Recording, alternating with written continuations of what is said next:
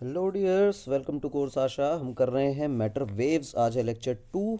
आज है practice session modern physics में मैटर वेव्स लेक्चर 2। आज कंसेप्ट तो सारे ख़त्म हो गए थे मैटर वेव्स के। आज हम प्रैक्टिस करेंगे कुछ अच्छे प्रॉब्लम्स की। तो शुरुआत करते हैं आज के लेक्चर की on matter waves.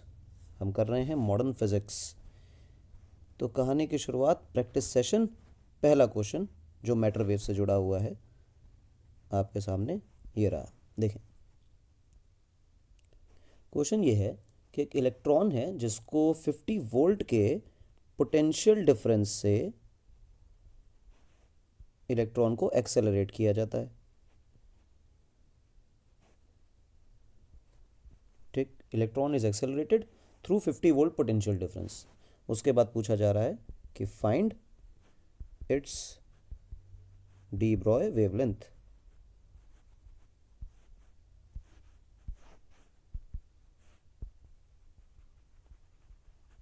Simple question है, कुछ डिफ़िकल्ट इसमें है नहीं कि डी ब्रॉय वेवलेंथ बताइए। इसमें कुछ डिफ़िकल्ट नहीं है, बहुत आसान क्वेश्चन है, आसानी से हो जाएगा।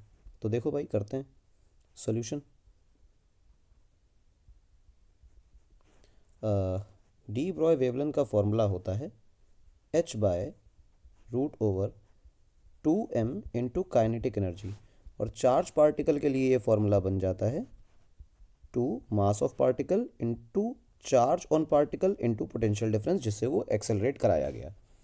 अच्छा, यही फॉर्मूला, अभी तो मैंने फॉर्मूला लिख दिया, लेकिन स्पेशली आपको ये इलेक्ट्रॉन्स के लिए याद होना चाहिए कि इलेक्ट्रॉन्स के लिए स्पेशली ये जो फॉर्मूला है ये कन्वर्ट हो जाता है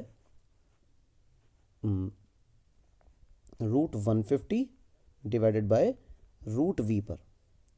मतलब ये जितना भी हिस्सा है, Q की जगह हमें E ले लेना चाहिए, मास की जगह हमें मास ऑफ इलेक्ट्रॉन लेना चाहिए जिसकी वैल्यू 9.1 इंटू 10⁻³ किलोग्राम्स होती है। और E की वैल्यू तो पता ही है।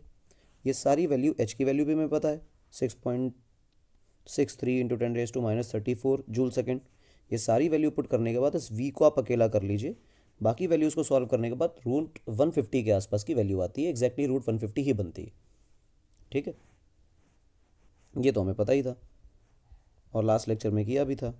तो ये √150 डिवाइडेड बाई जो हमारे पास पोटेंशियल दे रखा है 50 वोल्ट का, वो कर लिया। इसको एक ही रूट में कर लीजिए, डिवाइड करिए, आंसर आया √3 जिसकी वैल्यू 1.73। और ध्यान रखें कि ये सारा कुछ जो है उसमें जो हमारी वेवलेंथ है वो एंगस्ट्रॉम में आया करती है। तो ये एंगस्ट्रॉम में हमारी डी ब्रॉय वेवलेंथ हो गई। सिंपल आसान सवाल है, बस ये फॉर्मूला सिखाने के लिए है कि कैसे फॉर्मूला अप्लाई किया जाता है। नया क्वेश्चन देखते हैं। नया क्वेश्चन देखो, कह रहा है कि what voltage must be applied. लिख देता हूँ, what voltage must be applied to an electron microscope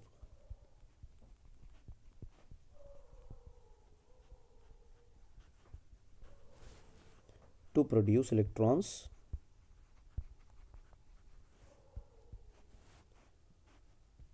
of wavelength 0.4 angstrom. अगर मुझे किसी इलेक्ट्रॉन माइक्रोस्कोप से इलेक्ट्रॉन निकालने हैं और वो इलेक्ट्रॉन की जो डी ब्रॉय वेवलेंथ हो वो 0.4 एंगस्ट्रॉम हो, तो मुझे कितने वोल्टेज से उन्हें निकालना चाहिए, क्या वोल्टेज अप्लाई करना चाहिए, दिस इज़ द क्वेश्चन। तो आओ भाई सॉल्यूशन की तरफ।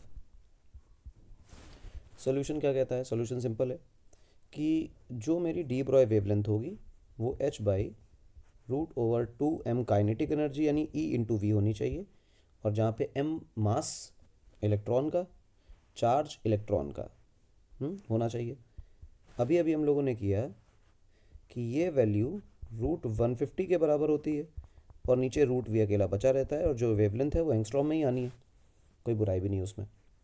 ये दे रखा है कि ये 0.4 एंगस्ट्रॉम है और ये सारी वैल्यू जो है वो √150 डिवाइडेड बाई √v है। √v को आप ऊपर भेज दीजिए, बराबर √150 डिवाइडेड बाई 0.4 निकल के आएगी। अच्छा, क्या करें? सुनो, ये जो रूट 150 है इसकी वैल्यू 12.27 होती है, तो इधर मैं लिख देता हूँ लेफ्ट साइड में, देखो 12.27 डिवाइडेड बाई 0.4, ये वैल्यू है तुम्हारे रूट वी की। और इसको सॉल्व करोगे तो ये लगभग लगभग वैल्यू आ जाएगी 30.67। ठीक, रूट वी की वैल्यू है 30.67। पेज चेंज करते हैं, रूट वी की वैल्यू आ गई 30.67 और v की वैल्यू कितनी आ जाएगी 30.67 का स्क्वायर, और ये करोगे तो लगभग लगभग 940.9 वोल्ट के आसपास की वैल्यू बनेगी। इतने वोल्ट से अगर इलेक्ट्रॉन माइक्रोस्कोप में इलेक्ट्रॉन को इजेक्ट कराया जाए तो उसकी डी ब्रॉय वेवलेंथ 0.4 एंगस्ट्रॉम के आसपास बन जाएगी। क्या अच्छा सवाल। एक देखो, दो क्वेश्चंस पूछे जाते हैं इसमें, दोनों ही अच्छे क्वेश्चंस है, कंसेप्चुअल है। देखो क्या है, an electron and a photon, proton नहीं है, गौर से देखो फोटोन है ना, लाइट तो पार्टिकल जो है, have same D Broglie wavelength.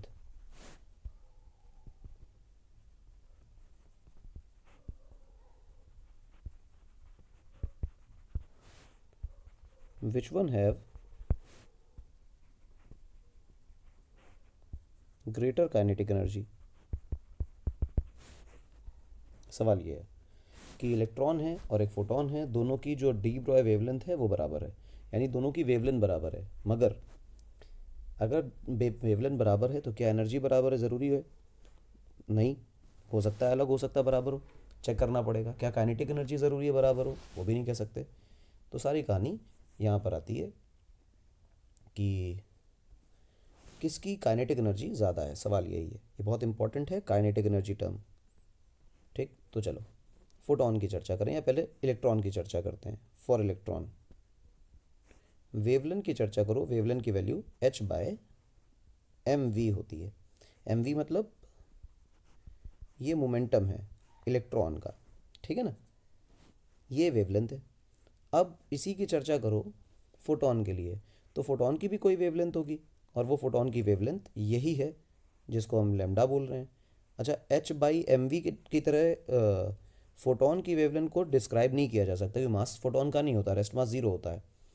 तो मोमेंटम जो है फोटोन का वो एम वी से डिफाइन नहीं कर सकते हैं, लेकिन जितना लेमडा इलेक्ट्रॉन के लिए उतना ही फोटोन के लिए, तो ये वैल्यू जो है, इस रिलेशन का इस्तेमाल फोटोन इलेक्ट्रॉन दोनों के लिए किया जा सकता है। चलो एनर्जी की चर्चा करते हैं। अगर तुम फोटोन की चर्चा करो तो फोटोन का रेस्ट मास जो है वो ज़ीरो है, रेस्ट मास इज ज़ीरो। तो जितनी भी एनर्जी है, ऑल एनर्जी ऑफ फोटोन इस kinetic energy, rest mass energy है ही नहीं तो उसकी पोटेंशियल एनर्जी कुछ होगी नहीं, तो जो है वो सारी की सारी काइनेटिक एनर्जी है। तो अगर मैं काइनेटिक एनर्जी यानी एनर्जी ऑफ फोटोन लिखूँ तो वो लिखूँगा एच सी बाई लेमडा, और एच सी को एच सी रहने दो और लेमडा की वैल्यू लिख दो h by m v. H से एट कट गया तो ई बराबर क्या आया, एनर्जी ऑफ फोटोन की चर्चा हो रही है, ये आया एम वी इंटू सी। ये काइनेटिक एनर्जी ऑफ फोटोन है। अब काइनेटिक एनर्जी ऑफ इलेक्ट्रॉन निकालने की कोशिश करो, तो इलेक्ट्रॉन की चर्चा करो। देखो एम वी बराबर क्या आएगा, एच बाई लेमडा, ये क्या है, मोमेंटम। ठीक, ये टर्म मोमेंटम है इलेक्ट्रॉन के लिए। अच्छा, एक काम करो, इधर भी हाफ से मल्टीप्लाई करो और इधर भी हाफ से मल्टीप्लाई करो, इधर भी v से मल्टीप्लाई करो और इधर भी v से मल्टीप्लाई करो। ये क्या बन गया, हाफ एम वी स्क्वायर। ठीक है ना, ये बन गया बेटा आपका हाफ एम वी स्क्वायर। तो सिंपल है, कोई बड़ी बात नहीं, half m v square is the kinetic energy of electron. अब ये बना बेटा आपका हाफ, उसके बाद देखो h बाई लेमडा लिखा हुआ है। मेरे हिसाब से इसको c में कन्वर्ट करने की कोशिश करो। c बराबर क्या होता है, c बराबर होता है, फ्रीक्वेंसी से जोड़ने की कोशिश नहीं करते हैं इसको, h by lambda. h by lambda को हम देखो ऐसे लिख सकते हैं, h by lambda is momentum, जिसको हम लिख सकते हैं एम वी, और ये क्या बन जाएगा, एम वी स्क्वायर, तो हाफ एम वी स्क्वायर ही कन्वर्ट हो गया।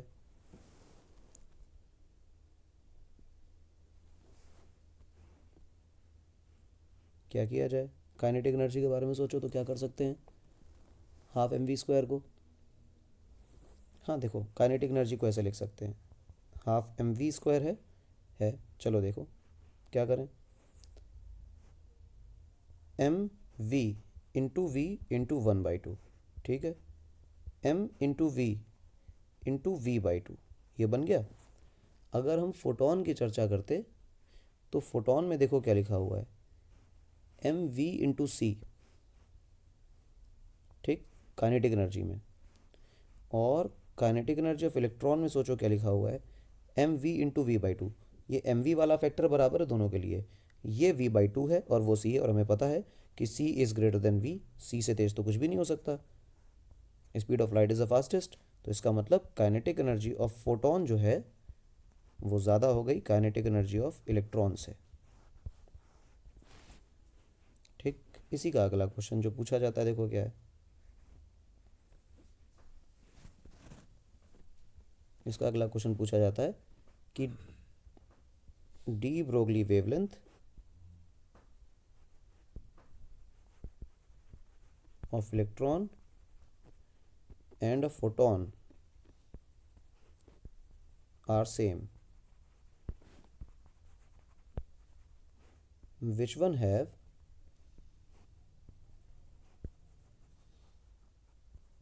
greater energy। काइनेटिक एनर्जी की चर्चा नहीं है, टोटल एनर्जी की चर्चा है। पिछले सवाल को अगर गौर से देखोगे तो यहाँ पे काइनेटिक एनर्जी का डिस्कशन हुआ है, ठीक है, और अब की बार जो क्वेश्चन कर रहे हैं इसमें हम टोटल एनर्जी की चर्चा कर रहे हैं। इंपॉर्टेंट टर्म है क्योंकि आंसर जो है ठीक उल्टे हो जाते हैं। देखो भाई, पिछले सवाल के अंदर हम लोगों ने निकाला कि जो मेरा फोटोन है उस फोटोन की एक ही तरह की एनर्जी है, and that is kinetic energy, उसके पास कोई रेस्ट मास एनर्जी जैसा कुछ भी नहीं है। तो जो फोटोन की एनर्जी है that is M we into C, ठीक। अब इलेक्ट्रॉन दौड़ रहा है, कुछ भी कर रहा है, जो भी कर रहा है करने दो, ये फोटोन के लिए है। और अगर इलेक्ट्रॉन की चर्चा करोगे तो इलेक्ट्रॉन के पास जो टोटल एनर्जी है वो that is m c squared. ये कौन सा फॉर्मूला है, ये तो आइंस्टीन का फॉर्मूला है, ठीक। मास एनर्जी इक्वलेंस पढ़ा है हम लोगों ने, तो बचपन से पढ़ा है, 10th में भी पढ़ा है ये।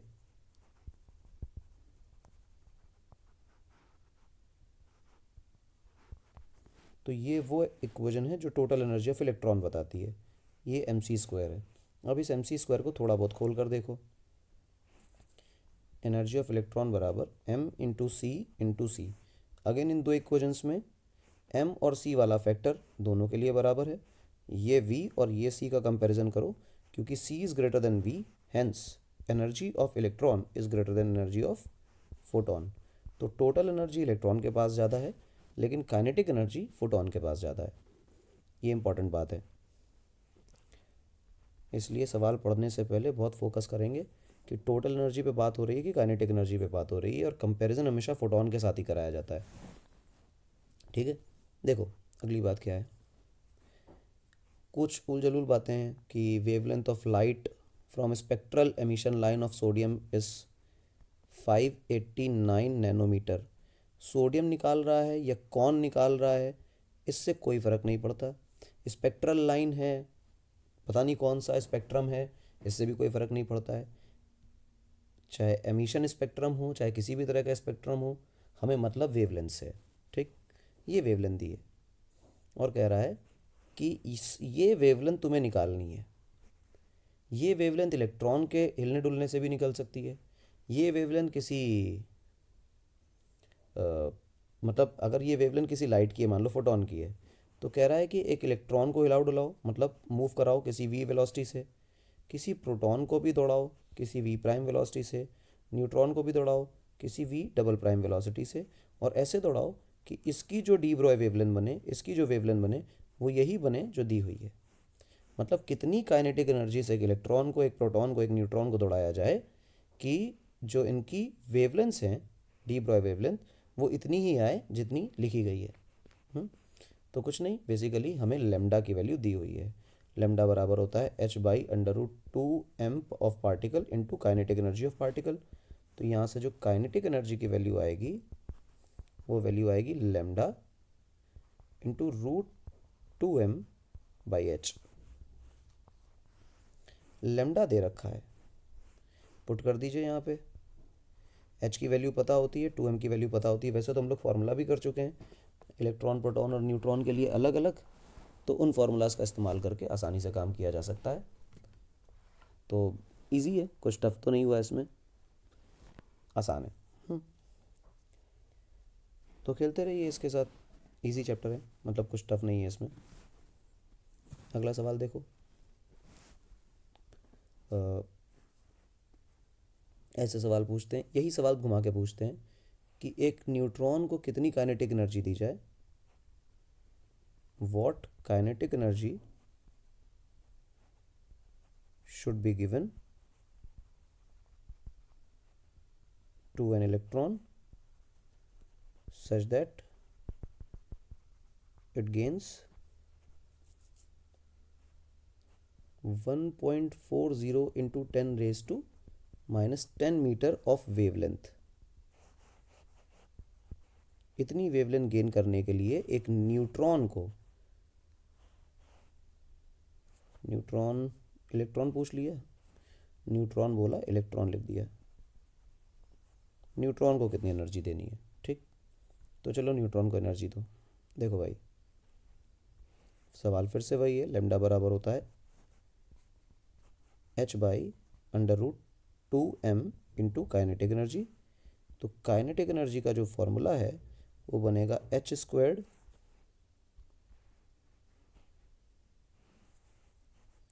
By 2m into lambda square. ये बन गया बेटा आपका फॉर्मूला, एकदम सिंपल। h की वैल्यू पता है, बिल्कुल पता है। लेमडा की वैल्यू दी हुई है, बिल्कुल दी हुई है। मास की वैल्यू रखेंगे, बिल्कुल रखेंगे। मास की वैल्यू क्या रखेंगे, 1.67 इंटू 10⁻⁻27 किलोग्राम्स। सारी कहानी करनी किस में है, एसआई में, क्योंकि आप काइनेटिक एनर्जी निकाल रहे हैं, जूल में ही निकालेंगे, तो सब जितनी वैल्यूज़ हैं वो सारी एसआई में रखी जाएंगी। ये हो गया। ठीक, इसके अलावा एक क्वेश्चन और कर लेते हैं, क्योंकि और इसमें और कंसेप्ट होते नहीं हैं, तो इससे ज़्यादा करने की कोई ज़रूरत नहीं है। जैसे एक नया क्वेश्चन देखो क्या है।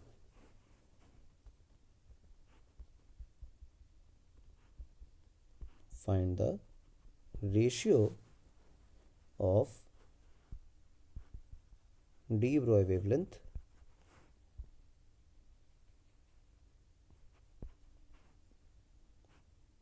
of molecules of hydrogen and helium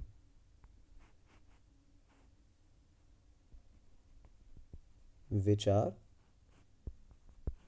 at temperature 27 degrees Celsius and 120 degree Celsius respectively. अब हमारा जो हाइड्रोजन है वो 27 डिग्री सेल्सियस पे है और जो हीलियम है वो 120 डिग्री सेल्सियस पे है। तो ऐसे केस में दोनों की जो डी ब्रॉय वेवलेंथ होगी उनका रेशियो निकालना है। चलो निकालते हैं। देखो भाई क्या सीन है, लेमडा की जो वैल्यू है वो होती है h/मोमेंटम। मोमेंटम का मतलब m इंटू वी, और v का मतलब हुआ कि वेलोसिटी पता होनी चाहिए। अब वेलोसिटी कैसे पता होगी, गौर से सोचो। Half mv² is the kinetic energy for gas molecule, और गैस मॉलिक्यूल की काइनेटिक एनर्जी होती है 3/2 kT। ठीक है, तो v की जो वैल्यू आई वो आई बेटा आपकी 3 × kT/m, क्योंकि 2 ने 2 को मार दिया, और इसके बाद फिर ये रूट बन जाएगा। ये वेलोसिटी निकल आई। अब आप इसको पुट कर डालिए, कोई दिक्कत नहीं है। ठीक है ना।